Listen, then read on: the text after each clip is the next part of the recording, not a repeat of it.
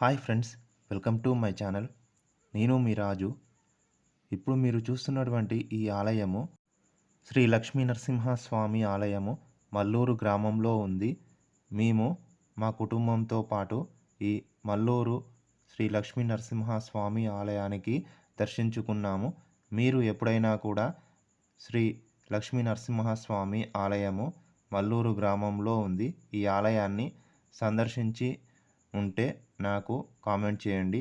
మీరు ఎప్పుడైనా కూడా ఈ శ్రీ లక్ష్మీ నరసింహస్వామి ఆలయానికి వెళ్ళి ఉంటే నాకు కామెంట్ చేయండి మీ అభిప్రాయాలను. అలాగే ఇక్కడ ఈ ఆలయము చాలా మహిమగల ఆలయము. ఈ ఆలయంలో ఉన్న శ్రీ లక్ష్మీ నరసింహస్వామి ఆలయము స్వామి ఒక ప్రత్యేకమైనటువంటి కథ ఉంది.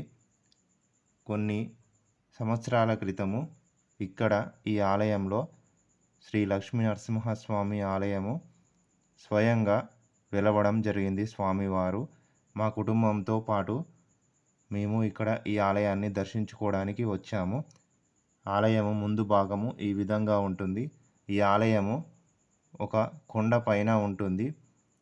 కొండపైన ఈ విధంగా ఉంటుంది. ఇక్కడ ఆలయంలోకి వెళ్ళడానికి ద్వారము, ఆలయం ముందు భాగము ఈ విధంగా ఉంటుంది.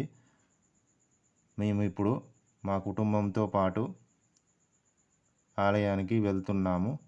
కొండపైన ఉన్నటువంటి ఈ ఆలయము చాలా బాగుంటుంది. వాతావరణం చాలా బాగుంటుంది. చెట్లు చేమలతోని చాలా బాగా ఉంటుంది. ఇక్కడ మీరు చూస్తున్నది మేము ఒక రాయి పైన ఒకటి పెట్టాము. ఇక్కడ ఒక ఆచార్యము సంతానం కొరకు ప్రయత్నిస్తున్నటువంటి భార్యాభర్తలు సంతానం కలగడానికని ఇక్కడ ఒక ఆచారం ఉంది. ఇక్కడ చూపిస్తున్న విధంగా మేము ఒక రాయి పైన ఒకటి ఈ విధంగా పెట్టాము. ఈ విధంగా పెట్టడం ద్వారా సంతానం కలగని భార్యాభర్తలకు తొందరలోనే సంతానం కలుగుతూ ఉంటుంది. మేము మా పాప పుట్టక ముందుకు వెళ్దాం అనుకున్నాము, కానీ వీలు కాలేదు. మా పాప పుట్టిన తర్వాత మా పాపతో పాటు తీసుకొని ఇక్కడ ఈ ఆలయానికి వచ్చాము. ఇక్కడ ఇంకొక ఆచారం కూడా ఉంది.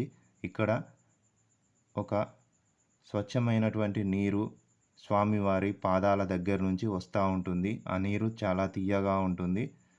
చాలా భక్తులు ఈ నీటిని బాటిల్లో, క్యాన్లలో ఇంటికి తీసుకెళ్ళి తాగడానికి, ఇంట్లో అలాగే పొలాలలో చల్లుకుంటూ ఉంటారు. ఇది చాలా మంచి నీరు. ఇక్కడ మా పాప చాలా సంతోషంతో ఆడుకుంటూ ఉంటుంది. తనకు ఇక్కడ వాతావరణము ఇక్కడ చాలా బాగా నచ్చింది. అందుకే చాలా సంతోషంగా ఆడుకుంటుంది. మేము కూడా బాటిల్లో వాటరు తీసుకొని వెళ్తున్నాము. ఇక్కడ చాలా మహిమగల దేవుడు ఉన్నాడు.